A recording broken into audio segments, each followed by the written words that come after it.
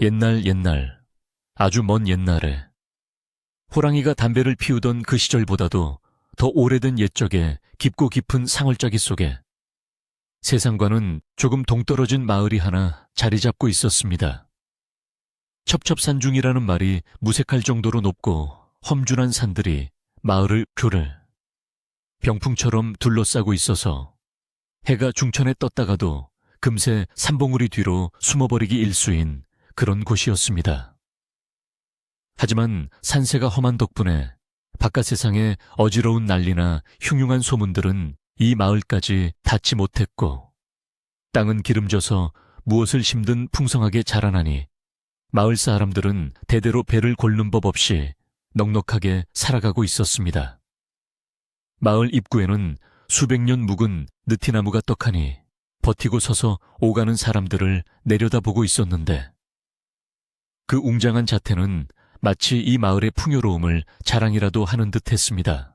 이 마을의 이름은 곡식이만 섬이나 난다 하여 만석골이라 불렸는데, 이름 그대로 마을 안쪽으로 들어서면 으리으리한 기와집들이 질비하게 늘어서 있었습니다.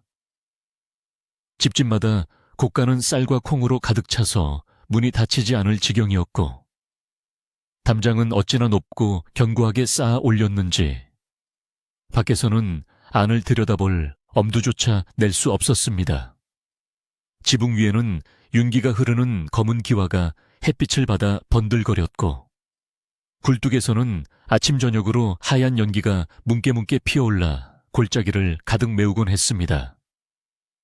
기름진 쌀밥 짓는 냄새와 고소한 고기 굽는 냄새가 마을 어귀까지 진동하여 지나가던 산짐승들조차 군침을 흘릴 정도였으나, 정작 이 마을 사람들의 인심은 곳간의 풍요로움과는 정반대로 날이 갈수록 야박해지고 있었습니다.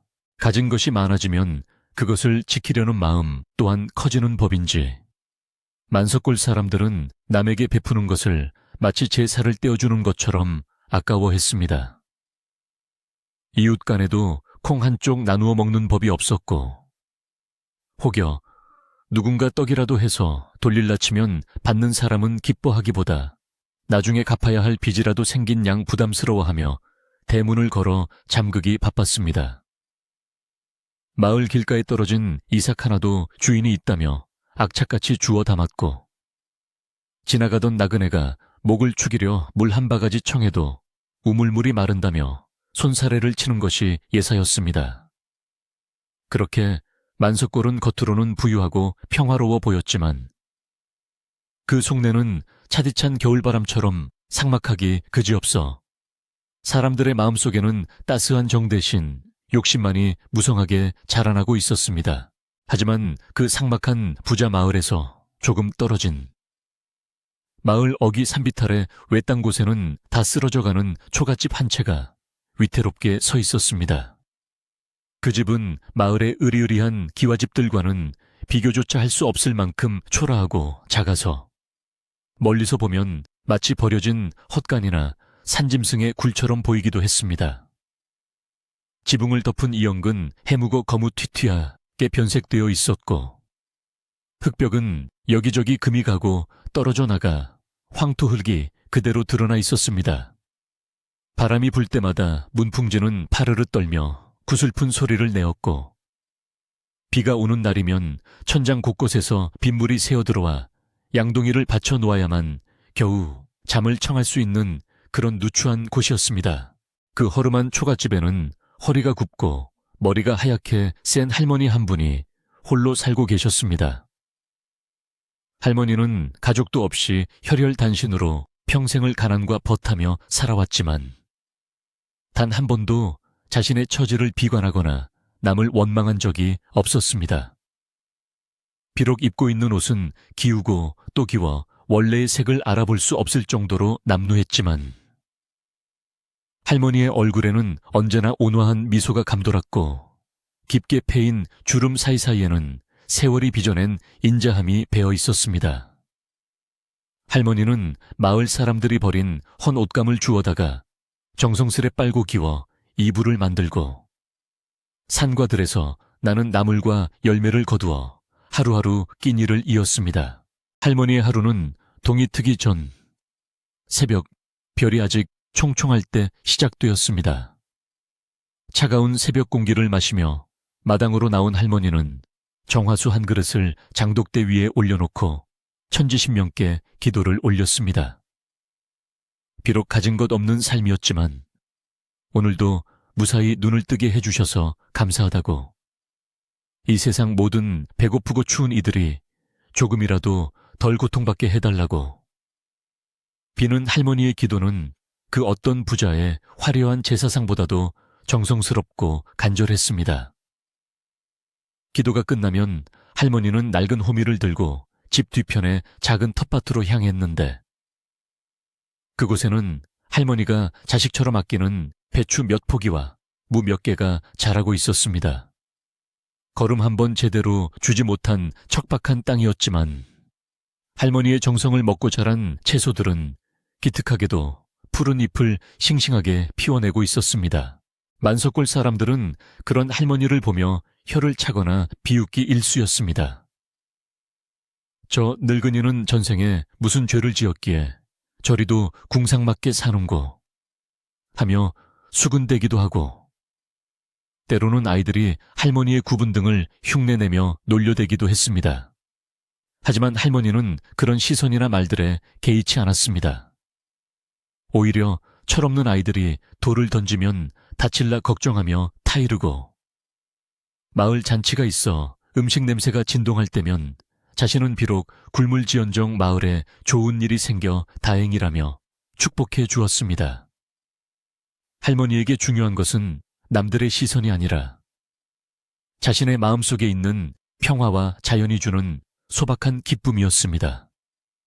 해가 지면 호롱불 킬 기름이 아까워 일찌감치 잠자리에 들면서도 창호지 문 너머로 들려오는 풀벌레 소리를 자장가 삼아 달게 주무시는 분이셨습니다. 계절은 어느덧 가을을 지나 겨울의 문턱을 넘어서고 있었습니다. 상골마을의 겨울은 유난히 빨리 찾아와서 아침 저녁으로 부는 바람 끝이 칼날처럼 매서워지기 시작했습니다. 나뭇가지에 매달려 있던 마지막 단풍잎들이 우수수 떨어져 거리를 뒹굴었고, 서리가 내린 들판은 하얗게 변해가고 있었습니다. 마을 사람들은 다가올 긴 겨울을 대비하느라 분주하게 움직였습니다. 집집마다 김장을 하느라 배추와 물을 씻는 소리가 요란했고, 곳간에는 땔감을 산더미처럼 쌓아 올렸습니다. 두툼한 소미불을 꺼내 널고 창문 틈새를 꼼꼼히 막으며 추위를 막을 채비를 단단히 했습니다. 그들의 얼굴에는 든든한 준비 덕분에 겨울 추위 따위는 겁나지 않는다는 여유가 흘렀습니다. 반면 할머니의 겨울 채비는 소박하기 그지없었습니다. 땔감을 살 돈이 없는 할머니는 산에 올라가 솔방울과 마른 나뭇가지를 주워 모아야 했습니다. 찬바람이 뼛속까지 스며드는 날씨에도 할머니는 굽은 허리를 숙여 숲을 헤매며 떨어진 낙엽을 자루에 담았습니다. 낙엽은 빨리 타버려 방을 오래 드지는 못했지만 잠시나마 온기를 느낄 수 있게 해주는 고마운 땔감이었습니다. 올겨울도 이놈들이 내 등을 따뜻하게 해주겠구나 하며 할머니는 거칠어진 손으로 낙엽을 쓸어 담으며 혼잣말을 하곤 했습니다. 텅 빈 광에는 겨우내 먹을 식량이라고는 말린 시래기 몇 엮음과 보리쌀 반말이 전부였지만 할머니는 그것만으로도 감사해하며 걱정 대신 안도의 한숨을 내쉬었습니다. 어느 날 오후 하늘이 낮게 내려앉으며 잿빛 구름이 몰려오기 시작했습니다. 산새들도 둥지를 찾아 바삐 날아가고 마을의 개들도 꼬리를 내리고 지저대는 것이 심상치 않은 날씨를 예고하고 있었습니다. 마을 노인들은 하늘을 올려다보며 오늘 밤 큰 눈이 내리겠구먼, 문단속 단단히 해야겠어 하며 혀를 찼습니다. 할머니도 마당에 널어놓은 시래기를 걷어들이며 하늘을 걱정스레 바라보았습니다. 앙상한 나뭇가지들이 바람에 흔들리며 우는 소리가 마치 누군가의 울음소리처럼 들려와 마음 한구석이 서늘해지는 기분이 들었기 때문입니다. 할머니는 낡은 문풍지를 다시 한번 꼼꼼히 살펴보고 아궁이에 불을 지피기 위해 아껴두었던 장작 몇 개를 꺼내놓았습니다.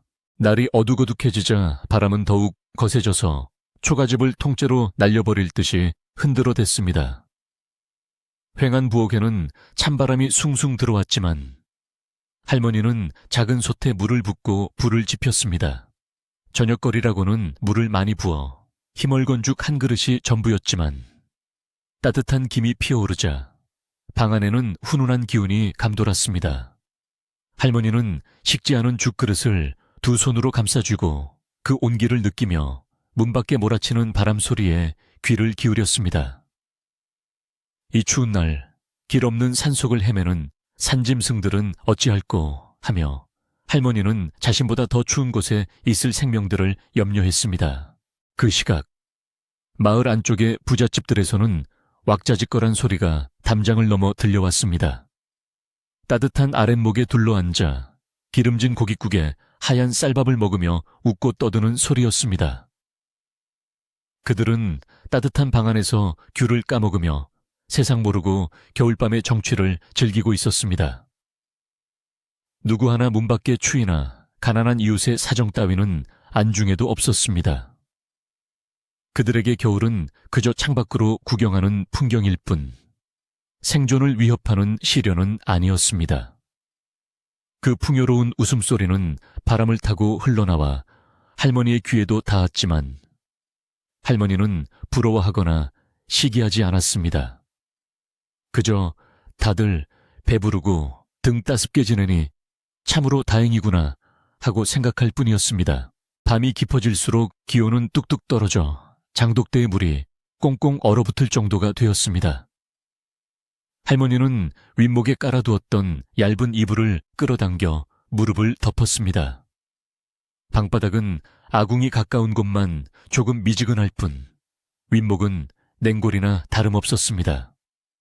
그래도 할머니는 불평 한마디 없이 묵주를 돌리며 나지막이 연부를 외웠습니다. 평생을 혼자 살아온 외로움이 사무칠 법도 하건만 할머니는 정막을 친구 삼아 마음의 평안을 유지했습니다. 가끔 문틈으로 황소바람이 들어와 촛불이 일렁거릴 때면 할머니는 손으로 불꽃을 가리며 꺼지지 않게 보호했습니다. 그 작은 불빛은 마치 할머니의 가냘프지만 꺼지지 않는 생명력과도 같았습니다.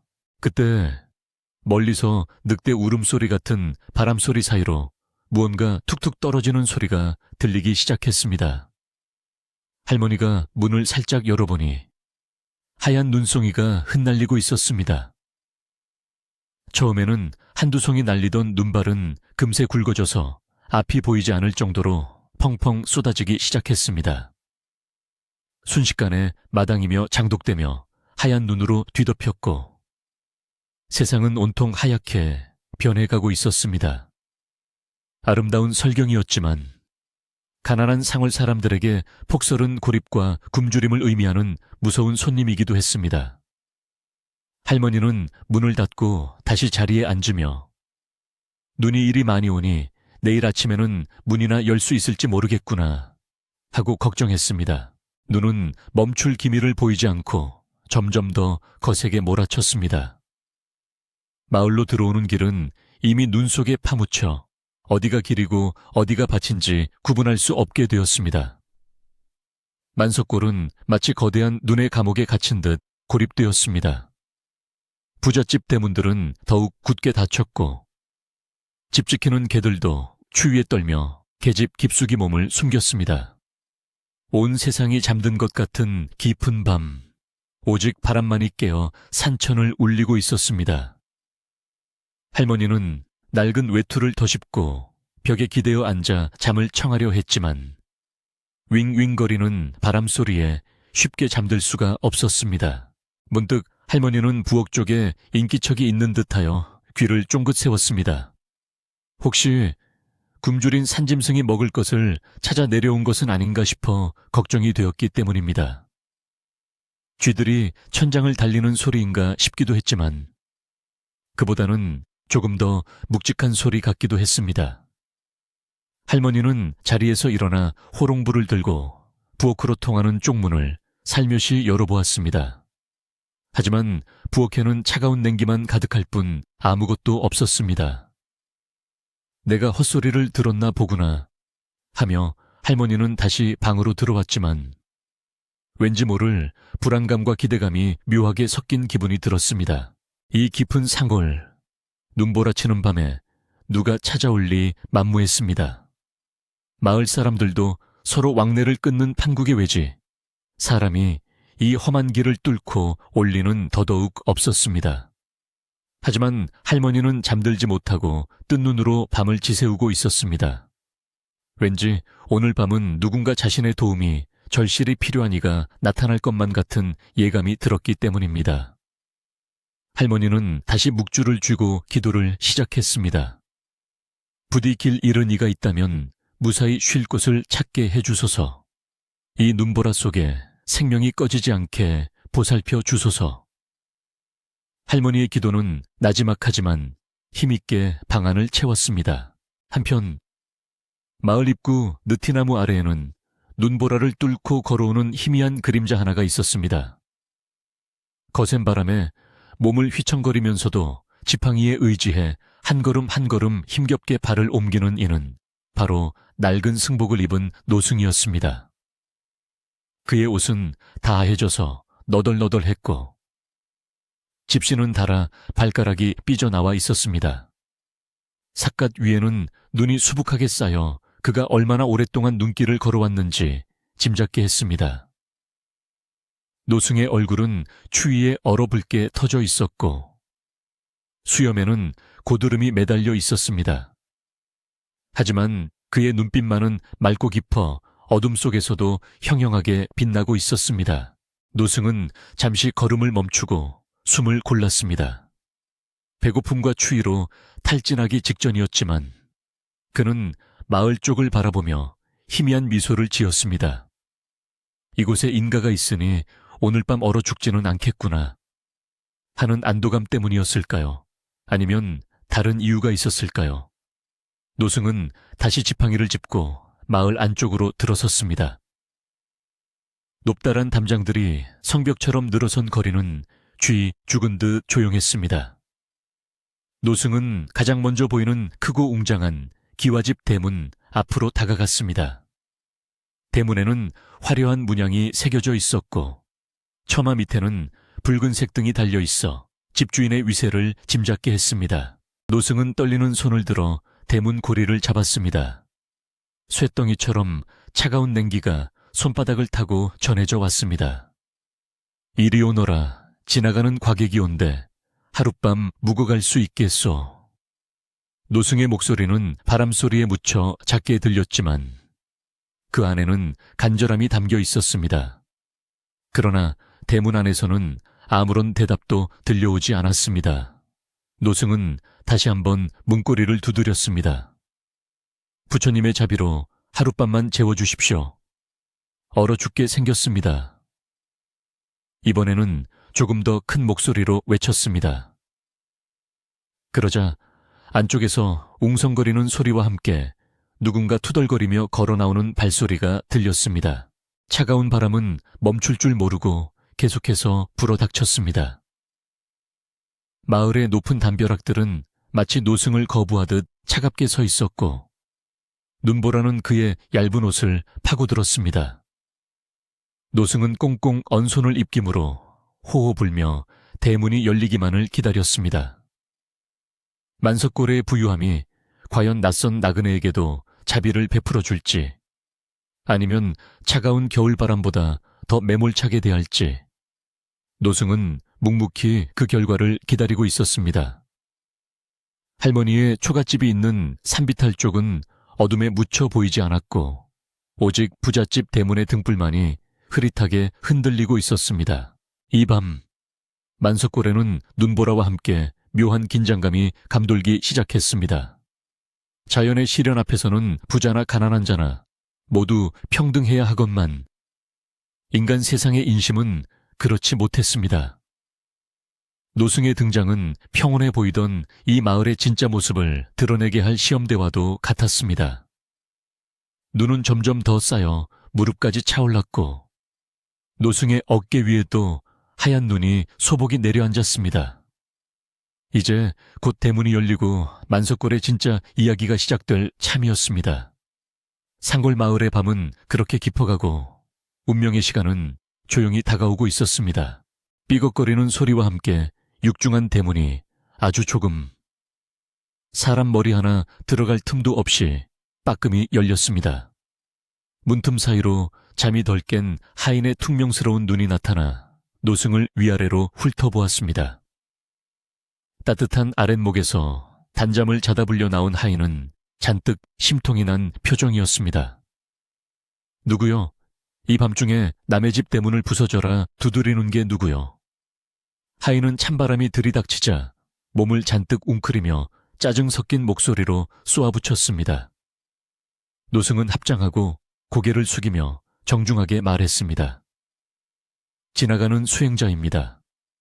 눈보라가 너무 거세어 길을 잃고 헤매다 이곳에 닿았습니다. 부디 하룻밤만 헛간이라도 좋으니 몸을 녹이고 갈 수 있게 해주십시오. 노승의 목소리는 추위에 떨려 가늘게 이어졌지만 그 눈빛만은 간절했습니다. 하인은 노승의 남루한 행색을 보더니 코웃음을 쳤습니다. 스님 꼴을 보니 스님이 아니라 빌어먹는 거지 때 같은데 우리 주인 어른은 잠기가 밝아서 깨시면 불호령이 떨어질 테니 썩 물러가시오. 하인이 문을 닫으려 하자 노승은 다급하게 문틈을 잡았습니다. 여보시오, 사람이 얼어 죽게 생겼어. 부처님의 자비로 딱 한 번만 도와주시오. 내일 아침 해가 뜨면 바로 떠나리다. 그때 안채에서 굵직하고 걸걸한 목소리가 들려왔습니다. 마당쇠야, 밖이 왜 이리 소란스러운 개냐 도둑이라도 들었느냐. 이 집의 주인인 최 부자가 잠옷바람에 털조끼를 걸치고 마루로 나온 것이었습니다. 최 부자는 만석골에서도 제일 가는 부자였지만 성격이 괴팍하고 욕심이 많기로 유명한 사람이었습니다. 하인은 쪼르르 안채로 달려가 주인에게 고자질했습니다. 날이 도둑은 아니오라 웬거지 같은 땡중 하나가 재워달라고 행패를 부리고 있습니다. 최 부자는 그 말을 듣자마자 눈을 부라리며 대문 쪽으로 성큼성큼 걸어 나왔습니다. 그의 손에는 곰방대가 들려 있었는데 마치 몽둥이처럼 위협적으로 보였습니다. 어디서 굴러먹던 땡중이 감히 내 집 대문을 두드려 여기가 무슨 절간인 줄 아느냐. 최 부자는 노승을 보자마자 고함을 질렀습니다. 노승은 다시 한번 정중하게 허리를 굽혔습니다. 주인어른, 죄송합니다만 날씨가 너무 험하여 잠시 쉬어가고자 합니다. 베풀어 주신 은혜는 잊지 않고 기도로 갚겠습니다. 최 부자는 콧방귀를 뀌며 노승을 비웃었습니다. 기도 흥, 내 놈의 기도가 밥을 먹여주냐, 돈을 벌어주냐. 우리 집에는 쌀 한 톨, 물 한 모금도 공짜로 줄 게 없다. 내 놈 같은 게 들어오면 재수만 옴붙지. 최 부자는 뒤에 서 있던 하인에게 소리쳤습니다. 여봐라, 못들 하느냐. 당장 부엌에 가서 소금을 한 바가지 퍼 오너라. 재수 없는 귀신이 붙기 전에 소금을 뿌려 쫓아내야겠다.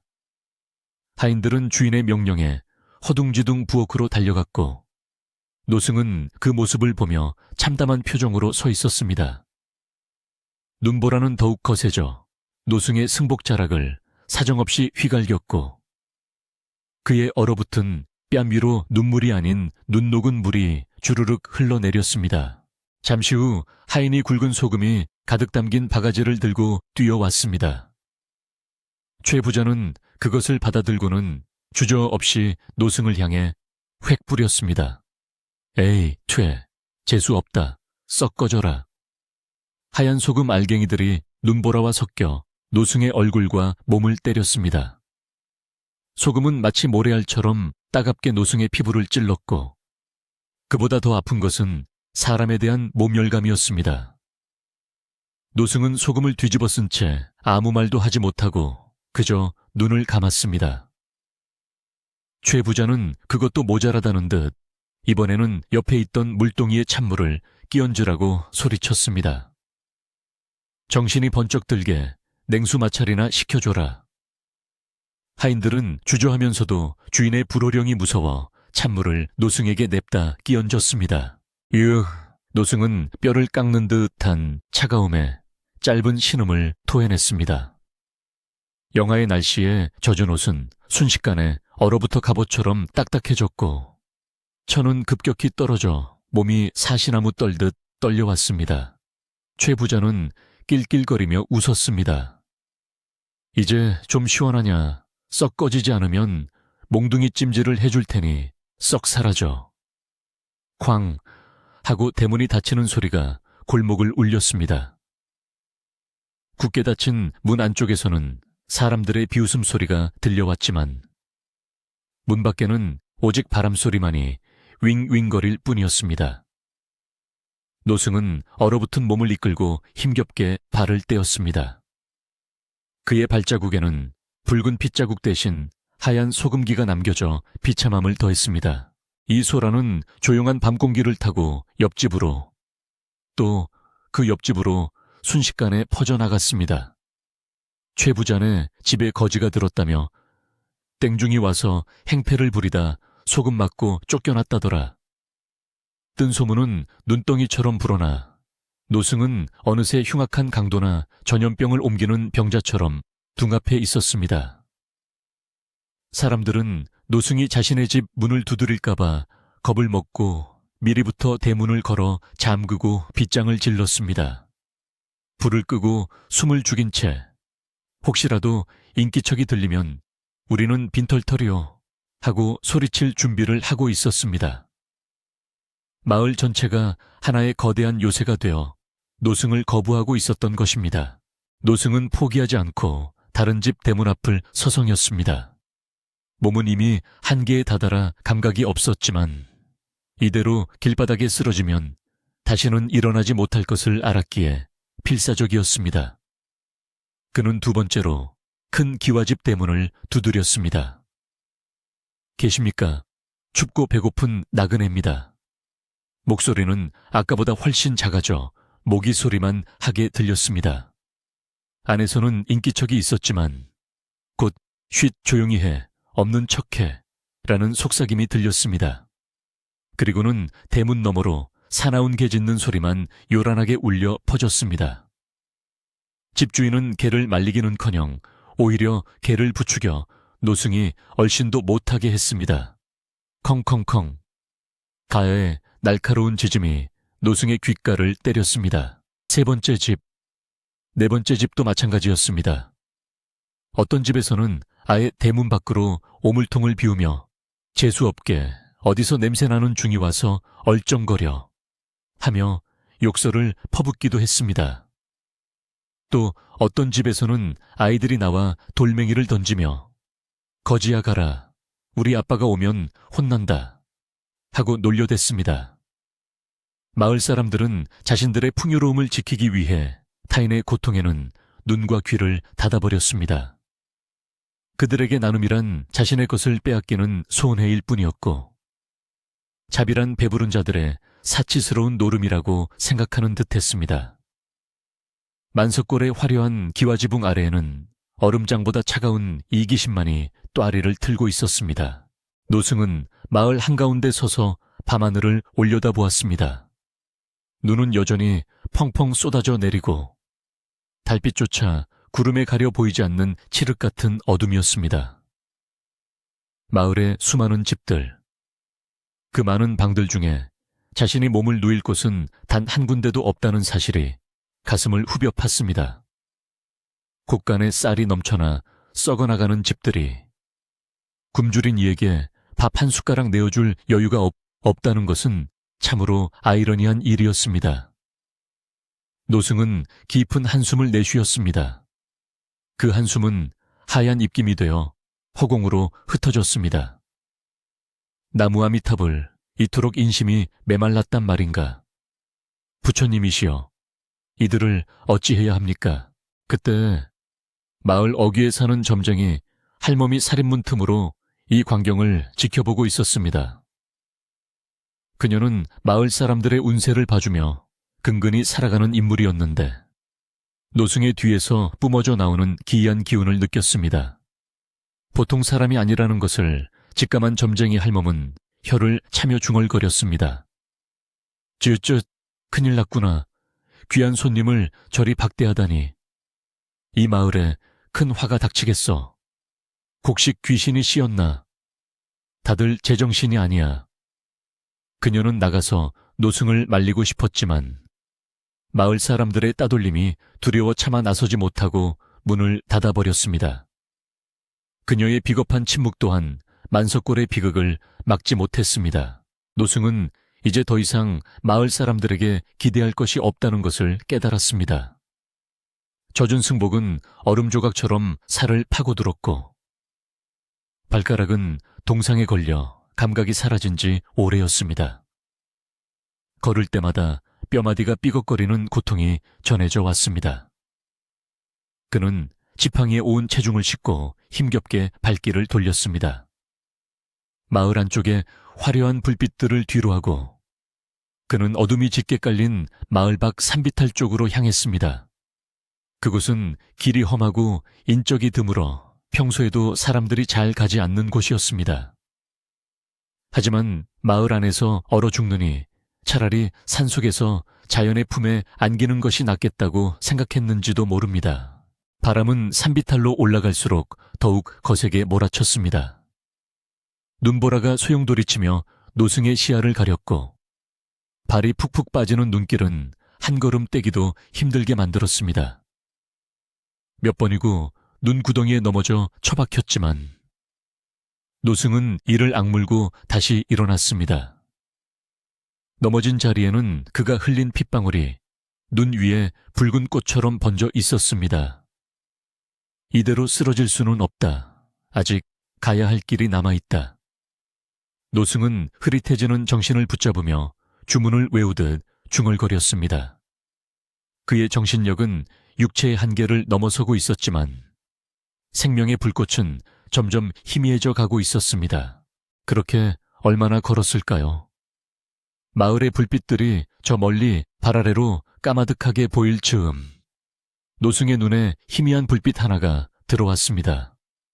그것은 마을의 으리으리한 등불과는 비교도 안 될 만큼 작고 초라한 불빛이었습니다.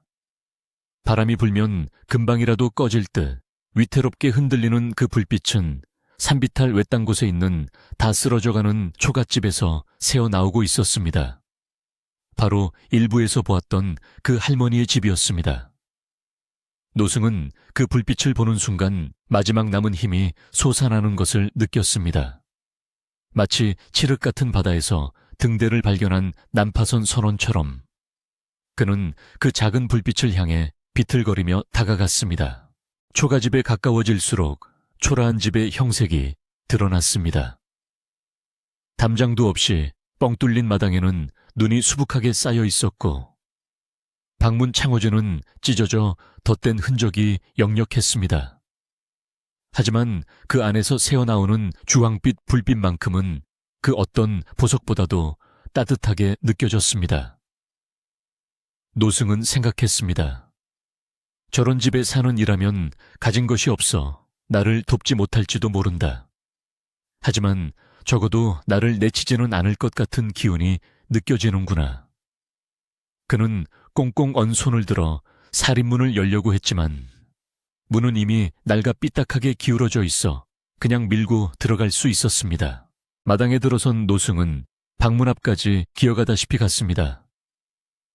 주인장, 계십니까? 그의 목소리는 이제 거의 들리지 않을 정도로 작았습니다. 목구멍이 얼어붙어 말이 제대로 나오지 않았습니다. 그는 방문을 손톱으로 긁으며 구조 신호를 보냈습니다. 드르륵, 드르륵, 눈보라 소리에 묻혀 들리지 않을 수도 있는 작은 소리였습니다. 하지만 그 순간 방 안에서 인기척이 들리더니 문이 벌컥 열렸습니다. 낡은 옷을 입은 할머니가 호롱불을 들고 놀란 눈으로 밖을 내다보았습니다. 할머니는 눈 속에 쓰러져 있는 노승을 발견하고는 소스라치게 놀라며 호롱불을 내려놓고 뛰쳐나왔습니다. 아이고, 이게 웬일입니까? 스님 정신 차리세요. 할머니는 홑겹 옷차림으로 눈밭에 뛰어들어 노승을 부축했습니다. 노승의 몸은 얼음장처럼 차가웠고 얼굴은 핏기 하나 없이 창백했습니다. 할머니는 자신의 체구가 작고 힘이 없음에도 불구하고 어디서 그런 힘이 나왔는지 노승을 부축하여 방 안으로 끌어들였습니다. 세상에, 이 추운 날 어찌 이런 꼴로. 어서 들어오세요. 어서요. 할머니의 목소리는 떨리고 있었지만 그 안에는 깊은 연민과 다급함이 담겨 있었습니다. 부잣집 대문 앞에서 겪었던 멸시와 조롱과는 정반대의 투박하지만 진심 어린 환대였습니다. 할머니는 노승을 아랫목 가장 따뜻한 곳에 눕혔습니다.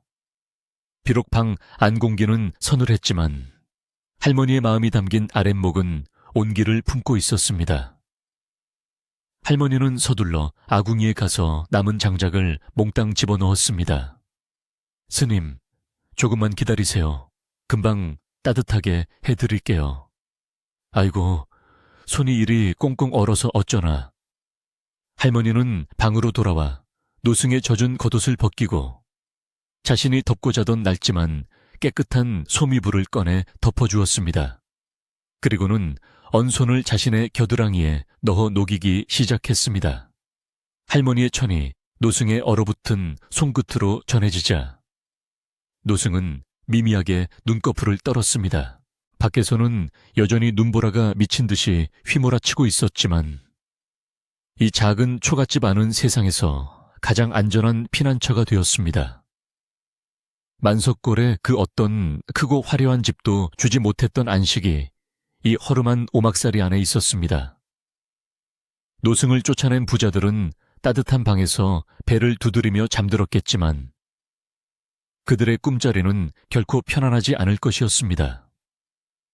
반면 가진 것 없는 할머니는 자신의 모든 것을 내어주며 낯선 일을 살리기 위해 동분서주하고 있었습니다. 이것은 단순한 친절이 아니라 생명을 귀하게 여기는 숭고한 마음의 발로였습니다. 할머니는 부엌으로 나가 물 항아리를 확인했습니다. 물은 바닥을 드러내고 있었고 쌀독 또한 텅 비어 있었습니다. 하지만 할머니는 당황하지 않고 선반 깊숙한 곳에 숨겨두었던 작은 단지를 꺼냈습니다. 그 안에는 다음 해봄에 씨앗으로 쓰려고 남겨둔 보리쌀 한 줌이 들어 있었습니다. 할머니는 잠시 망설이는 듯 했지만 이내 단호한 표정으로 보리쌀을 솥에 쏟아부었습니다. 사람 목숨이 먼저지 씨나락이 대수랴. 죽이라도 끓여 기운을 차리게 해드려야지. 할머니는 정성을 다해 죽을 끓이기 시작했습니다. 뽀얀 김이 피어오르며 구수한 냄새가 방 안으로 스며들었습니다. 노승은 몽롱한 의식 속에서도 그 냄새를 맡았습니다. 그것은 어머니의 품 냄새 같기도 하고 고향의 흙내음 같기도 했습니다. 꽁꽁 얼어붙었던 몸과 마음이 조금씩 녹아내리는 기분이 들었습니다. 그는 희미하게 눈을 뜨고 자신을 간호하는 할머니의 구분 등을 바라보았습니다. 호롱불 아래 비친 할머니의 그림자는 마치 관세음보살의 현신처럼 거룩해 보였습니다. 노승의 입가에 엷은 미소가 번졌습니다. 이 마을에 아직 희망이 남아있다는 것을 확인했기 때문일까요? 밤은 깊어만 가고 초가집 밖의 세상은 온통 눈으로 덮여 적막강산이었지만 방 안에서는 기적의 씨앗이 조용히 싹트고 있었습니다. 할머니는 다 끓인 죽을 소반에 받쳐들고 방으로 들어왔습니다. 스님, 정신이 좀 드시나요? 변변치 않지만 이거라도 드시고 기운 차리세요. 할머니는 숟가락으로 죽을 떠서 조심스럽게 노승의 입에 넣어주었습니다. 따뜻한 미음이 목을 타고 넘어가자 노승의 몸속에 생기가 돌기 시작했습니다. 한 숟가락, 두 숟가락, 그것은 단순한 음식이 아니라 할머니의 생명 그 자체였습니다. 노승은 눈물을 글썽이며 죽을 받아 먹었습니다. 보살님, 이 은혜를 어찌 갚으리까? 노승의 목소리에 할머니는 손사래를 쳤습니다. 은혜라니요. 사람 사는 도리인걸요. 어서 드시고 푹 주무세요. 그렇게 눈보라치는 밤, 가장 낮은 곳에서 가장 높은 사랑이 피어나고 있었습니다. 만석골의 부자들은 자신들의 곳간을 잠그느라 바빴지만 할머니는 마음의 곳간을 활짝 열어 낯선 일을 품었습니다. 이 밤이 지나고 나면 이 마을에는 믿을 수 없는 일들이 벌어질 것입니다. 하지만 지금은 오직 따뜻한 아랫목과 할머니의 정성, 그리고 노승의 평온한 숨소리만이 초가집을 채우고 있었습니다. 눈은 새벽이 올 때까지 계속해서 내릴 기세였고 운명의 시간은 천천히 흐르고 있었습니다. 초가집의 낡은 문풍지는 밖에서 몰아치는 눈볼에 파르르 떨리며 마치 누군가 흐느끼는 듯한 소리를 내고 있었지만 방 안은 그 어느 왕궁의 침실보다도 평온하고 아늑한 기운으로 가득 차 있었습니다. 할머니가 아궁이에 집혀놓은 장작이 타닥타닥 타들어가며 내는 소리는 얼어붙은 몸을 녹이는 자장가처럼 들렸고 희미하게 흔들리는 호롱불은 두 사람의 그림자를 벽에 길게 들이우며 춤을 추고 있었습니다. 노승은 할머니가 내어준 죽 한 그릇을 깨끗이 비우고 나자 비로소 몸속 깊은 곳에서부터 뜨거운 기운이 퍼져 나가는 것을 느꼈습니다. 그것은 단순히 곡기가 주는 배부름이 아니라 죽음의 문턱에서 자신을 끌어당겨준 누군가의 따뜻한 손길이 전해주는 생명의 온기였습니다. 노승은 빈 그릇을 내려놓으며 깊은 숨을 내쉬었고 그 숨결에는 살아있다는 안도감과 함께 형용할 수 없는 감사가 섞여 나왔습니다. 노승은 조용히 고개를 들어 자신을 지켜보고 있는 할머니를 바라보았습니다. 할머니는 그저 노승이 잘 먹는 모습만으로도 배가 부른 듯 주름진 얼굴 가득 흐뭇한 미소를 띠고 계셨습니다. 하지만 노승의 눈은 예리하게 할머니의 남루한 옷차림과 텅 빈 부엌 쪽을 향하고 있었습니다. 그는 수행자로서 오랜 세월을 길 위에서 보냈기에 쌀 한 톨의 귀함과 가난한 살림살이의 고단함을 누구보다 잘 알고 있었습니다. 방금 자신이 먹은 그 주깃살도 보리도 넉넉지 않은 이 집에서 어떤 의미를 가지는지 짐작하는 것은 그리 어렵지 않았습니다. 노승은 조심스럽게 입을 열어 물었습니다. 보살님, 이 죽은 쌀알이 굵고 찰기가 남다른 것을 보니 보통 곡식이 아닌 듯합니다. 혹 내년 봄에 뿌릴 씨나락을 꺼내신 것은 아니신지요?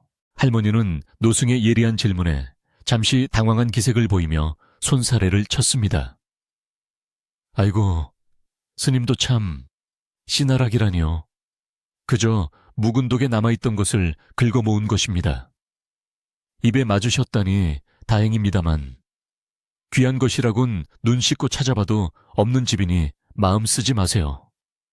할머니는 애써 태연한 척하며 노승을 안심시키려 했지만 노승은 할머니의 거친 손끝이 파르르 떨리는 것을 놓치지 않았습니다. 산골 농사꾼에게 씨앗은 목숨줄이나 다름없는 법인데 당장 굶어 죽을지언정 씨앗은 베고 죽는다는 옛말이 있을 정도로 귀한 것을 낯선 나그네를 위해 아낌없이 내어놓은 것입니다. 노승은 그 깊고도 넓은 마음에 가슴이 먹먹해져 차마 더 이상 말을 잇지 못하고 고개를 숙였습니다. 방 안에는 잠시 정적이 흘렀고 그 사이로 바깥바람 소리만이 더욱 거세게 들려왔습니다. 노승은 자신이 겪어온 수많은 냉대와 멸시를 떠올렸습니다. 만석골의 그 높은 담장과 가득 찬 곳간을 가진 부자들은 자신을 마치 오물 취급하며 내쫓았지만 가진 것 하나 없는 이 할머니는 자신의 미래를 저당 잡아 생면부지의 타인을 살려냈습니다. 부처님이 말씀하신 자비가 경전에 있는 것이 아니라 바로 이 허름한 초가집 아랫목에 있음을 노승은 뼈저리게 느끼고 있었습니다. 그는 합장한 손에 힘을 주며 마음속으로 깊은 서원을 세웠습니다. 이 은혜를 갚지 못한다면 내 어찌 수행자라 할 수 있겠는가? 내 모든 공덕을 바쳐서라도 이 보살님의 앞길을 비추리라. 시간이 흐르자 아궁이의 온기가 조금씩 사그라들기 시작했습니다. 낡은 초가집은 단열이 제대로 되지 않아 불기가 줄어들면 금세 바닥에서 냉기가 올라왔습니다. 할머니는 아랫목의 온도를 손으로 가늠해 보더니 얼굴에 근심 어린 빛을 띠며 자리에서 일어났습니다. 방이 다시 차가워지는구려. 스님, 몸이 아직 다 녹지도 않았는데 이 일을 어쩐다. 할머니는 중얼거리며 부엌으로 나갔지만 부엌 한 구석에 쌓아두었던 땔감은 이미 동이 난 상태였습니다. 밖에는 눈보라가 몰아쳐 산에 나무를 하러 갈 수도 없는 상황이었고 젖은 낙엽들은 불을 붙이기에 역부족이었습니다. 할머니는 텅 빈 땔감 창고를 바라보며 발을 동동 구를 수밖에 없었습니다. 할머니는 잠시 망설이는 듯 마당을 서성이다가 결심한 듯 헛간으로 향했습니다. 그곳에는 할머니가 젊은 시절 쓰던 낡은 배틀과 고장난 농기구 자루들이 먼지를 뒤집어 쓴 채 방치되어 있었습니다. 그것들은 할머니에게 지난 시절의 추억이 담긴 물건들이자 언젠가 다시 쓸모가 있을지도 모른다는 미련 때문에 버리지 못한 살림살이였습니다. 하지만 할머니는 주저봐 없이 낡은 배틀의 다리 한 짝을 잡고 힘을 주어 뜯어냈습니다. 어차피 나 늙어 배짤 힘도 없는데 귀한 손님 얼어 죽게 하는 것보다야 낫지. 뚝 하고 마른 나무가 부러지는 소리가 헛간을 울렸습니다. 할머니는 부러진 나무 조각들을 품에 안고 부엌으로 돌아왔습니다. 부엌에서 쿵쿵거리는 소리와 나무 부러뜨리는 소리가 들리자 방 안에 있던 노승은 깜짝 놀라 방문을 열고 내다보았습니다. 할머니가 부엌 아궁이 앞에서 무언가를 열심히 부러뜨려 불 속에 집어넣고 있는 모습이 보였습니다. 불길이 다시 확 타오르며 할머니의 굽은 등을 비추었는데 노승은 그 땔감이 낡은 가재도구임을 단번에 알아차렸습니다. 보살님, 아니 그건 살림살이가 아닙니까? 어찌 귀한 세간을 태우십니까? 노승은 황급히 소리치며 말리려 했지만 할머니는 빙긋 웃으며 손을 저었습니다. 아이고, 다 썩어가는 나무 토막인걸요. 스님 주무시는 방이 따뜻해 내 마음도 편하니 그냥 두세요. 나는 괜찮습니다. 할머니는 기어이 가져온 나무들을 모두 아궁이에 밀어넣고 불길이 활활 타오르는 것을 확인한 뒤에야 방으로 들어왔습니다. 방바닥은 다시 뜨끈뜨끈하게 달아올랐고 훈훈한 공기가 방 안을 가득 채웠습니다. 할머니는 그제야 안심이 되는지 윗목에 자리를 잡고 앉았습니다. 이제 새벽까지는 따뜻할 겁니다. 스님, 더 주무셔야지요. 먼 길 오시느라 고단하셨을 텐데. 할머니는 자신의 이불을 노승에게 모두 양보하고 얇은 누더기 옷 하나만을 걸친 채 벽에 기대어 앉았습니다. 노승은 차마 혼자 편히 누울 수가 없어 일어나 앉으려 했지만 할머니는 극구 만류하며 노승을 다시 눕혔습니다. 스님, 저 마을 사람들을 너무 미워하지는 마십시오. 할머니가 갑자기 나지막한 목소리로 말을 꺼냈습니다. 노승은 의아한 눈빛으로 할머니를 바라보았습니다. 할머니는 창호지 문 너머 보이지 않는 마을 쪽을 응시하며 말을 이었습니다. 다들 본래 심성이 나쁜 사람들은 아니었습니다. 그저 흉년이 들고 세상이 각박해지다 보니 가진 것을 뺏길까 두려워 마음의 문을 닫아버린 게지요. 곳간이 차면 인심이 난다는데 이 마을은 곳간이 차면 찰수록 겁이 많아지는가 봅니다. 제가 못나고 가진 게 없어 마을 사람들에게 베풀지 못하니 그들이 베푸는 법을 잊어버린 것 같아 제 탓인 것만 같습니다. 노승은 할머니의 말에 큰 충격을 받았습니다. 자신을 문전박대하고 소금까지 뿌린 사람들을 원망하기는커녕 오히려 그들을 감싸고 자신의 탓으로 돌리는 할머니의 마음은 성인의 경지와 다름없었습니다. 보통 사람이라면 억울하고 분해서 저주라도 퍼부었을 상황에서 할머니는 연민과 이해로 그들을 품고 있었습니다. 보살님, 어찌 그리 넓은 마음을 가지셨습니까? 그들은 보살님을 돌보지도 않고 나그네를 짐승 취급하였습니다. 그런데도 밉지 않으십니까? 노승의 물음에 할머니는 씁쓸한 미소를 지으며 대답했습니다. 미워한들 무엇하겠습니까? 미워하면 내 마음만 지옥불이 되는 것을요. 그저 그들이 언젠가는 예전의 따뜻한 마음을 되찾기를 바랄 뿐이지요. 밤이 깊어질수록 밖에 눈보라는 자자들, 기미를 보이지 않았습니다.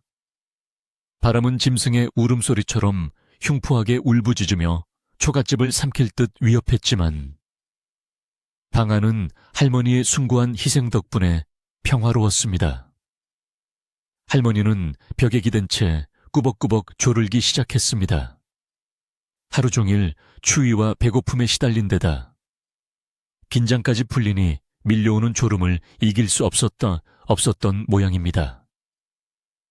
고단한 삶의 무게가 내려앉은 할머니의 잠든 얼굴은 갓난아이처럼 순수해 보였습니다. 노승은 잠든 할머니를 물끄러미 바라보며 조용히 자리에서 일어나 앉았습니다. 그리고는 가부좌를 틀고 묵상에 잠겼습니다. 노승의 입에서는 소리 없는 연불이 흘러나왔습니다.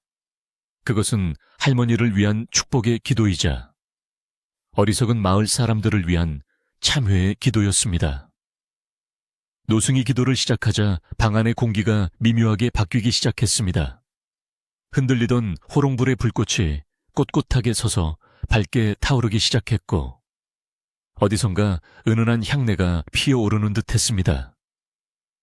밖에서 몰아치던 바람소리도 조금씩 잦아들더니 마치 이 초가집을 중심으로 거대한 보호막이 쳐진 것처럼 고요함이 찾아왔습니다. 자연의 맹위조차도 할머니의 지극한 정성과 노승의 법력 앞에서는 고개를 숙이는 듯했습니다.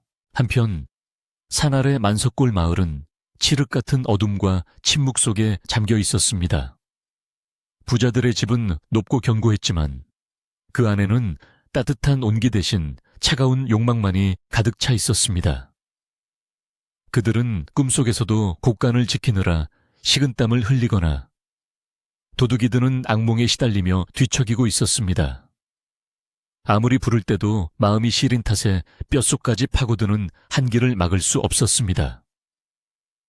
반면 땔감 하나 없이 남루한 초갓집의 할머니는 세상 그 누구보다도 편안한 얼굴로 깊은 잠에 빠져 있었습니다.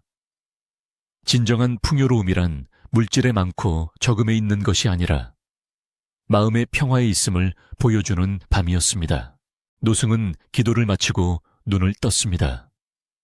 그의 눈동자는 깊은 산속의 옹달샘처럼 맑고 투명하게 빛나고 있었습니다.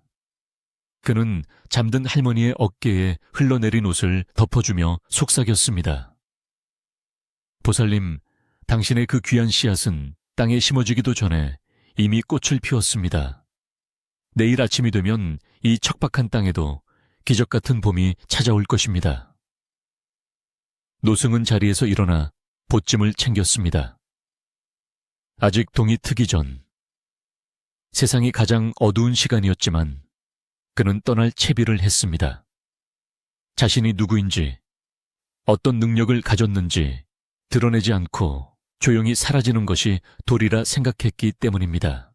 노승은 문을 열고 밖으로 나갔습니다. 눈은 어느새 그쳐 있었고 구름 사이로 희미한 새벽달의 모습을 드러내고 있었습니다. 온 세상은 하얗게 덮여 있었고 맑고 차가운 공기가 폐부 깊숙이 들어왔습니다. 노승은 할머니의 집을 향해 마지막으로 합장하고 깊이 허리를 숙여 절을 올렸습니다. 부디 건강하시고 복 많이 받으십시오. 그의 발자국은 눈 위에 찍히지 않았습니다.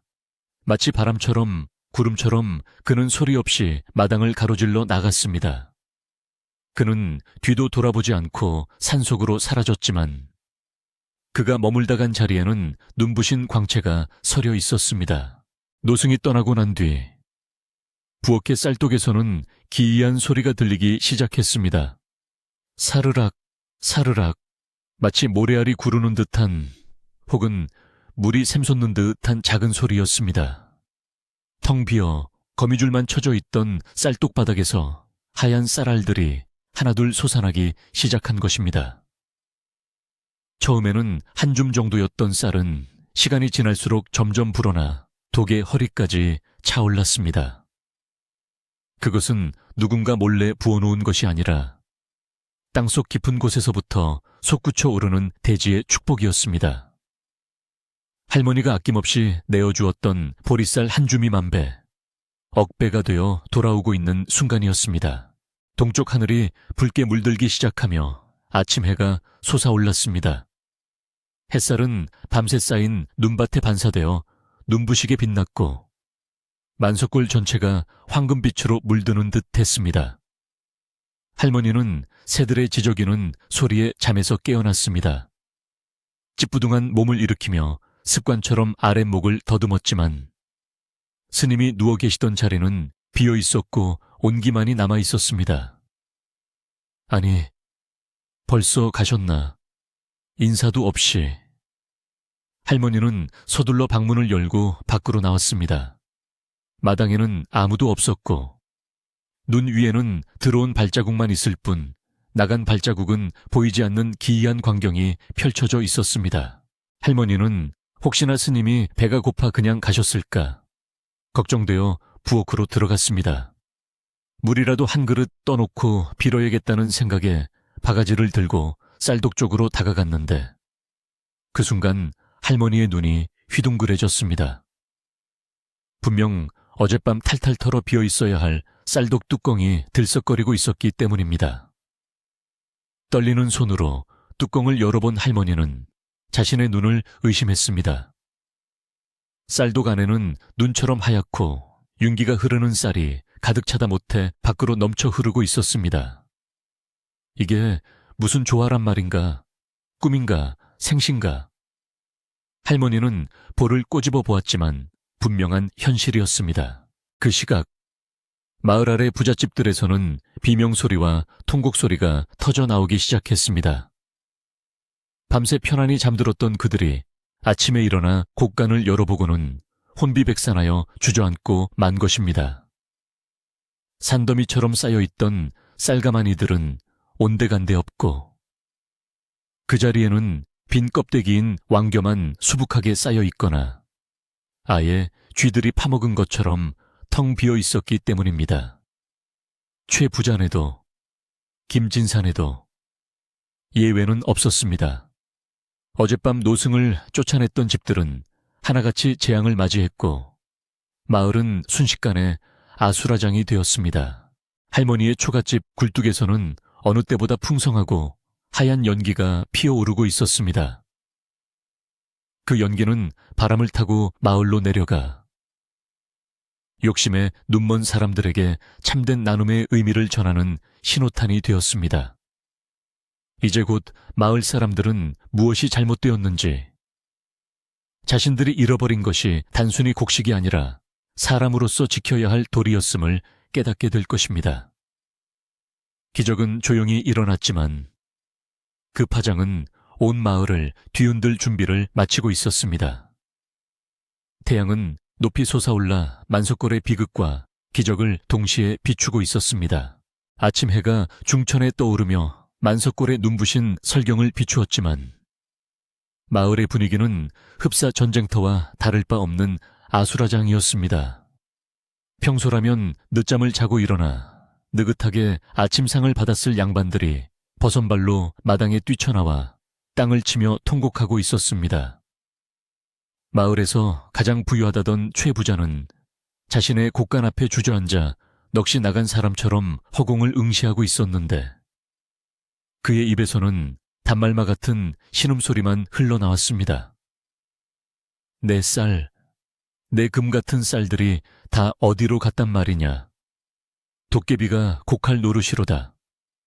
밤새 자물쇠를 몇 개나 채워두었던 곶감문은 멀쩡했건만 그 안에 가득했던 쌀가마니들은 거짓말처럼 사라지고 바닥에는 쥐똥과 빈 껍질만이 수북하게 굴러다니고 있었습니다. 옆집 김진사 댁 상황도 별반 다르지 않았습니다. 김진사는 하인들을 족치며 도둑을 잡으라고 고래고래 소리를 지르고 있었지만 하인들 또한 억울함에 발만 동동 구를 뿐이었습니다. 날이 맹세코 간밤에 개 한 마리 짖지 않았습니다. 눈 위에 발자국 하나 없는데 어찌 도둑이 든단 말입니까? 하인의 말대로 담장 안팎에는 밤새 쌓인 눈이 흐트러짐 없이 그대로여서 사람의 출입 흔적은 전혀 찾아볼 수 없었습니다. 이것은 사람의 힘으로 된 일이 아님이 분명했습니다. 마을의 모든 집들이 약속이나 한 듯 똑같은 변괴를 당하자 사람들의 공포와 혼란은 극에 달했습니다. 풍요롭던 만석골이 하룻밤 사이에 빈털터리 거지 소굴로 변해버린 것입니다. 그때 마을 사람들 사이에서 누군가 조심스럽게 지난밤의 일을 꺼냈습니다. 혹시 어제 저녁에 왔던 그 노승 때문이 아닐까? 우리가 소금을 뿌리고 물을 끼얹어 쫓아낸 그 스님 말이야. 처음에는 설마 하던 사람들도 하나둘씩 고개를 끄덕이기 시작했습니다. 맞아. 그 스님이 저주를 퍼부은 게 분명해. 요술을 부리는 땡중이었던 게야. 사람들은 자신들의 잘못을 뉘우치기보다는 잃어버린 재물에 대한 아까움과 노승에 대한 원망으로 분노를 키웠습니다. 그들은 당장이라도 그 노승을 찾아내 요절을 내겠다며 몽둥이와 쇠스랑을 들고 마을 어귀로 몰려 나왔습니다. 하지만 노승은 이미 자취를 감춘 뒤였고 분노할 대상을 잃은 사람들은 씩씩거리며 허공에 삿대질만 해댔습니다. 바로 그 순간 어디선가 구수하고 달콤한 밥 짓는 냄새가 바람을 타고 마을로 내려왔습니다. 텅 빈 곳간을 보며 허기를 느끼던 사람들의 코를 자극하는 그 냄새는 참을 수 없을 만큼 유혹적이었습니다. 이게 무슨 냄새야? 누가 이 난리통에 밥을 짓는 거야? 사람들은 킁킁거리며 냄새의 진원지를 찾기 시작했습니다. 놀랍게도 그 냄새는 마을 사람들이 평소 거들떠보지도 않던 산비탈 외딴집, 바로 그 가난한 할머니네 초가집에서 흘러나오고 있었습니다. 굴뚝에서는 마치 잔칫집처럼 풍성한 연기가 문깨문깨 피어올라 파란 하늘로 퍼져나가고 있었습니다. 초의 부자가 눈을 부라리며 소리쳤습니다. 저 늙은이가 우리 쌀을 훔쳐간 게 틀림없어 그렇지 않고서야 저 찢어지게 가난한 집에 땔감이 어디 있으며 밥 지을 쌀이 어디 있단 말이냐. 이성을 잃은 마을 사람들은 최 부자의 말에 동조하며 흥분하기 시작했습니다. 맞아. 그 노승이랑 짜고 우리 곡식을 빼돌린 게야. 당장 가서 요절을 내고 쌀을 되찾아오자. 몽둥이를 든 장정들을 선두로 마을 사람들은 때를 지어 산비탈로 향했습니다. 눈 덮인 언덕길을 오르는 그들의 표정은 굶주린 늑대떼처럼 살기가 등등했습니다. 그들은 자신들의 탐욕이 불러온 재앙을 애먼 할머니 탓으로 돌리려 하고 있었습니다. 할머니는 그런 사실을 까맣게 모른 채 솟아나는 쌀을 퍼담느라 정신이 없었습니다. 퍼내도 줄지 않고 다시 차오르는 쌀독 앞에서 할머니는 기쁨보다는 두려움과 경이로움을 느끼고 있었습니다. 부처님, 천지신명님, 이 늙은이에게 어찌 이런 과분한 복을 주십니까? 할머니는 방금 지은 하얀 쌀밥을 그릇에 담아 조왕신께 올리고 기도를 드렸습니다. 밤새 스님을 위해 배틀을 태워 불을 지폈던 아궁이에는 이제 어디서 구했는지 모를 튼튼한 장작들이 스스로 타오르는 듯 활력이 넘쳤습니다. 좁은 부엌은 쌀가마니로 가득 차 발 디딜 틈조차 없게 되었습니다. 그때 밖에서 웅성거리는 소리와 함께 거칠게 살인문을 걷어차는 소리가 들렸습니다. 이보시오, 안에 있는 거 다 아니까 당장 나오시오. 최 부자의 걸걸한 고함 소리에 놀란 할머니는 주걱을 든 채 엉겁결에 방문을 열고 나갔습니다. 마당에는 마을 사람들이 시커멓게 몰려와 살벌한 눈빛으로 할머니를 노려보고 있었습니다. 영문을 모르는 할머니는 겁에 질려 떨리는 목소리로 물었습니다. 아니, 동네 분들이 아침부터 웬일들이십니까? 무슨 급한 일이라도. 최 부자가 씩씩거리며 앞으로 나서더니 할머니에게 삿대질을 했습니다. 시치미 떼지 마라, 내 인연. 어젯밤 그 요사스러운 중놈이랑 짜고 우리 마을 쌀을 몽땅 훔쳐갔지. 그 쌀 다 어디에 숨겼느냐. 마을 사람들도 합세하여 소리쳤습니다.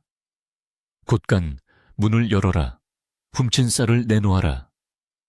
할머니는 너무나 억울하고 황당하여 말문이 막혔습니다.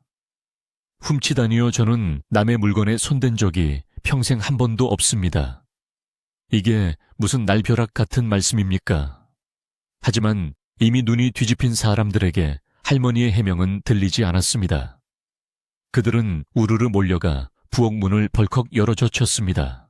부엌문이 열리자마자 쏟아져 나온 것은 눈부시게 하얀 쌀이었습니다.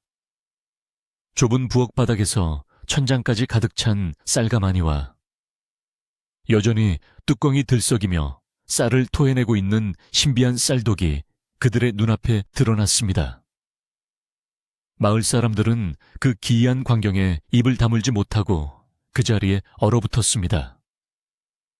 훔쳐온 쌀이라면 가마니에 담겨 있거나 숨겨져 있어야 하는데 이것은 마치 땅에서 솟아나는 샘물처럼 쌀독에서 끊임없이 넘쳐 흐르고 있었기 때문입니다. 이게 무슨... 최의 부자도 몽둥이를 떨어뜨리며 뒷걸음질 쳤습니다. 할머니는 그제야 상황을 짐작하고 앞으로 나서며 차분하게 말했습니다. 이것은 훔친 쌀이 아닙니다. 어젯밤 오셨던 그 스님께서 주고 가신 선물입니다. 제가 가진 마지막 보리쌀 한 줌으로 죽을 쑤어 드렸더니 아침에 일어나 보니 이런 기적이 일어나 있었습니다. 할머니의 말은 잔잔한 호수처럼 퍼져나가 흥분한 사람들의 열기를 식혔습니다. 사람들은 서로의 얼굴을 쳐다보며 웅성거렸습니다. 보리쌀 한 줌으로 이 많은 쌀을, 그 거렁뱅이 중이 도수를 부린 건가? 그때 군중 뒤편에서 지팡이를 짚은 마을의 최고령 노인이 천천히 걸어 나왔습니다. 그는 어젯밤 노승을 박대하는 것을 보고 혀를 찼던 점쟁이 할멈과 함께였습니다. 노인은 떨리는 손으로 흘러넘치는 쌀을 한 줌 쥐어보더니 깊은 탄식을 내뱉었습니다. 어리석은 사람들아, 아직도 모르겠느냐. 그분은 단순한 스님이 아니라 부처님이 시험하러 오셨던 게야.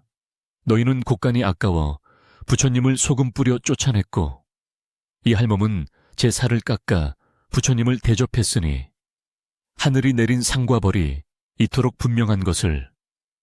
노인의 꾸짖음에 마을 사람들은 망치로 머리를 맞은 듯 멍해졌습니다. 최 부자의 얼굴은 불그락푸르락해지더니 이내 흙빛으로 변했습니다. 자신이 그토록 아끼던 재산이 한순간에 사라진 이유가 바로 자신의 야박한 인심 때문이었다는 사실을 인정하기 싫었지만 눈앞의 기적은 부정할 수 없는 증거였습니다. 네, 내가 부처님께 소금을 뿌렸다니. 그는 다리에 힘이 풀려 그 자리에 털썩 주저앉았습니다. 다른 마을 사람들도 하나둘씩 고개를 떨구었습니다. 어젯밤 따뜻한 방에서 낄낄거리며 노승을 비웃던 자신들의 모습이 주마등처럼 스쳐 지나갔습니다. 부끄러움과 후회가 밀물처럼 밀려와 쥐구멍이라도 찾고 싶은 심정이었습니다. 할머니는 주저앉은 최 부자와 고개 숙인 마을 사람들을 보며 안타까운 마음이 들었습니다. 자신을 도둑으로 몰아세웠던 그들이 밉기도 하련만 당장 끼니를 걱정해야 할 그들의 처지가 남일 같지 않았기 때문입니다. 할머니는 조용히 부엌으로 들어가 큰 바가지를 들고 나왔습니다. 그리고는 넘쳐 흐르는 쌀을 가득 퍼서 최 부자 앞에 내밀었습니다. 어르신, 일어나십시오. 곡식이야 있다가도 없고 없다가도 있는 법입니다. 이 쌀은 제 것이 아니라 부처님이 우리 마을 모두에게 주신 것일 테니 어서 가져가서 밥을 지으십시오. 할머니의 예상치 못한 호의에 최 부자는 당황하여 말을 더듬었습니다. 아니, 내가 자네를 도둑 취급했는데 이 귀한 쌀을 그냥 준단 말인가? 할머니는 빙그레 웃으며 대답했습니다. 혼자 먹기엔 너무 많아 다 먹지도 못하고 썩힐 뿐입니다. 이웃끼리 나누어 먹어야 밥맛도 더 좋지 않겠습니까? 할머니는 멍하니 서 있는 다른 마을 사람들에게도 손짓했습니다. 다들 멍하니 서 계시지 말고 집에 가서 자루를 가져오십시오. 쌀독이 마르기 전에 얼른 퍼 가셔야지요. 할머니의 따뜻한 말 한마디는 얼어붙었던 마을 사람들의 마음을 녹였습니다. 누군가는 훌쩍거리며 눈물을 훔쳤고 누군가는 할머니, 정말 잘못했습니다. 제가 죽을 죄를 지었습니다. 하며 무릎을 꿇고 사죄했습니다. 욕심으로 가득 찼던 만석골 사람들의 마음속 옹벽이 와르르 무너져 내리는 순간이었습니다. 그들은 부끄러움을 무릅쓰고 집으로 달려가 자루와 바구니를 가져왔습니다. 하지만 이전처럼 서로 더 많이 가지려고 다투거나 밀치지 않았습니다. 줄을 서서 차례를 기다렸고 노약자나 아이가 있는 집에는 먼저 양보하는 진풍경이 벌어졌습니다. 할머니는 쉴 새 없이 쌀을 퍼주었지만 신기하게도 쌀독의 쌀은 줄어들 기미가 보이지 않았습니다. 퍼내면 퍼낼수록 바닥에서 맑은 샘물처럼 쌀이 퐁퐁 솟아올랐습니다. 마을 사람들은 쌀을 받아들고는 할머니에게 연신 고개를 숙여 감사 인사를 했습니다. 고맙습니다. 정말 고맙습니다. 이 은혜 평생 잊지 않겠습니다. 그들의 감사 인사는 단지 쌀을 얻어서가 아니라 자신들의 잃어버린 양심을 되찾게 해준 것에 대한 감사였습니다. 어느덧 해가 뉘엿뉘엿 저물어가고 상월짜기에는 저녁 노을이 붉게 깔리기 시작했습니다. 소란스러웠던 할머니네 마당은 쌀을 받아가는 사람들로 분주했지만 그 분위기는 아침의 살벌함과는 전혀 달랐습니다. 사람들의 얼굴에는 탐욕 대신 안도감과 겸손함이 깃들어 있었고 서로 돕고 나누는 모습이 자연스럽게 배어 나왔습니다. 최 부자도 하인들을 시켜 쌀을 나르면서 힐끔힐끔 할머니의 눈치를 보다가 쑥스러운 듯 헛기침을 하며 말했습니다. 네, 내일은 우리 집에서 떡을 좀 할 테니 할멈도 와서 좀 드시구려. 그것은 최 부자 평생에 처음으로 남에게 먼저 베푸는 호의였습니다. 마을에는 다시 밥 짓는 연기가 피어올랐습니다. 하지만 그 연기는 예전에 뽐내는 듯한 연기가 아니라 감사의 마음이 담긴 소박하고 구수한 연기였습니다. 할머니의 작은 초가집은 이제 마을의 중심이 되어 모든 사람들을 따뜻하게 품어주는 어머니의 품처럼 느껴졌습니다. 쌀독의 기적은 단순히 곡식을 채워준 것이 아니라 텅 비어버린 마을 사람들의 가슴 속에 사랑과 나눔이라는 더 귀한 양식을 채워주었던 것입니다. 할머니는 사람들이 모두 돌아가고 난 뒤 조용히 마루에 걸터앉아 저녁 노을을 바라보았습니다. 쌀독은 여전히 찰랑거리고 있었고 부엌에는 쌀가마니가 든든하게 쌓여 있었습니다. 스님, 부디 어디에 계시든 편안하십시오. 당신의 뜻대로 이 쌀로 마을의 차가운 인심을 녹였습니다. 할머니의 눈가에는 맑은 눈물이 맺혀여 노을빛을 받아 반짝였습니다. 만석골의 긴 하루는 그렇게 저물어가고 다가올 밤은 그 어느 때보다 따뜻하고 평화로울 것임을 예고하고 있었습니다. 만석골에 그 소란스러웠던 하루가 지나고 다시 밤이 찾아왔습니다. 하지만 이날의 밤은 전날의 차갑고 살벌했던 밤과는 공기부터가 달랐습니다.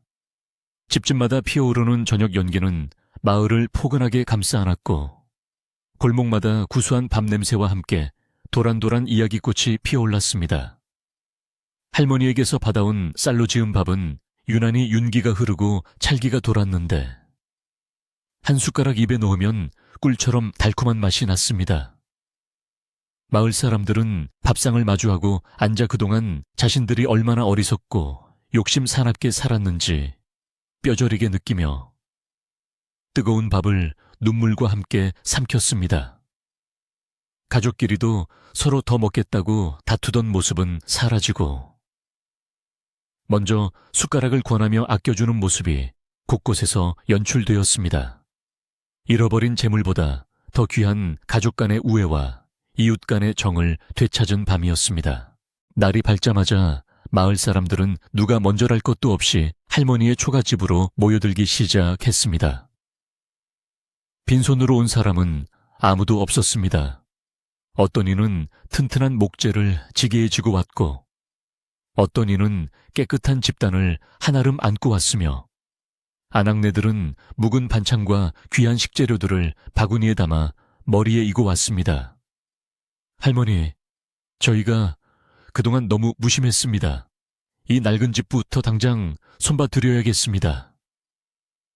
마을의 장정들은 걷어붙이고 나서서 무너져가던 담장을 다시 쌓고 구멍난 지붕의 이형을 걷어내고 새 집으로 엮어 올리기 시작했습니다.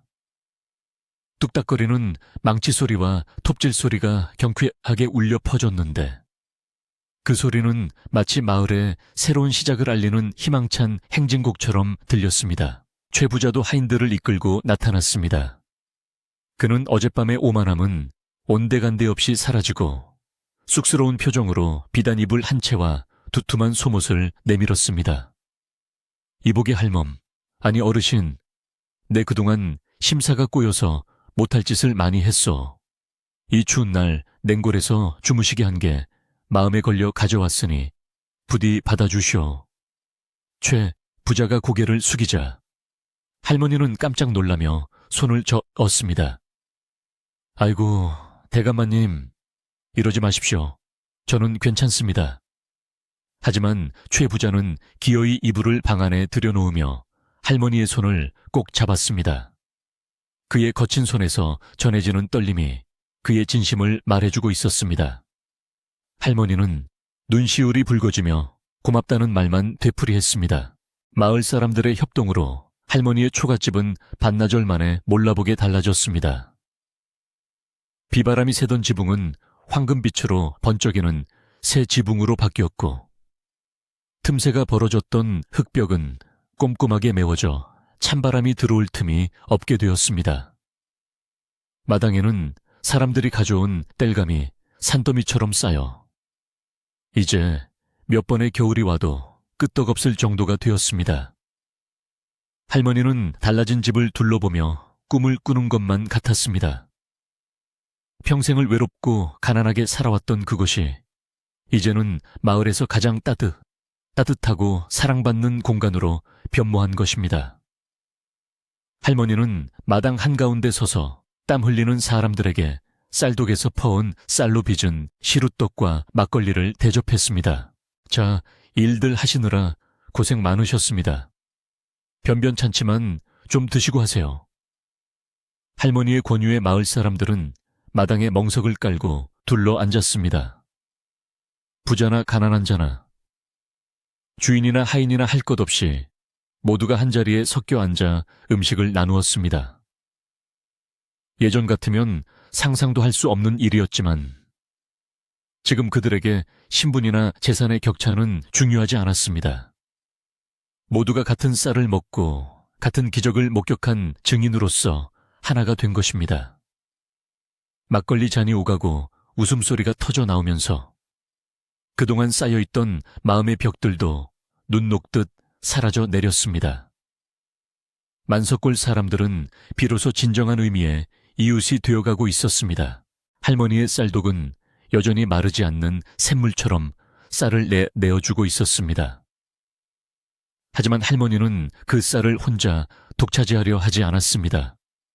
이 쌀은 부처님께서 우리 마을 모두를 먹이려고 주신 것이니 배고픈 사람이 있으면 언제든지 와서 퍼가시오. 할머니는 대문을 아예 떼어버리고 누구나 자유롭게 드나들 수 있게 했습니다. 소문을 듣고 이웃 마을의 가난한 사람들까지 찾아왔지만 쌀독은 바닥을 보이는 법이 없었습니다. 신기하게도 욕심을 부려 쌀을 몰래 팔려고 하거나 낭비하는 사람이 가져가면 쌀이 모래로 변한다는 소문이 돌았습니다. 그 덕분에 사람들은 딱 필요한 만큼만 가져가게 되었고 쌀독은 마을의 양심을 지키는 수호신 역할을 하게 되었습니다.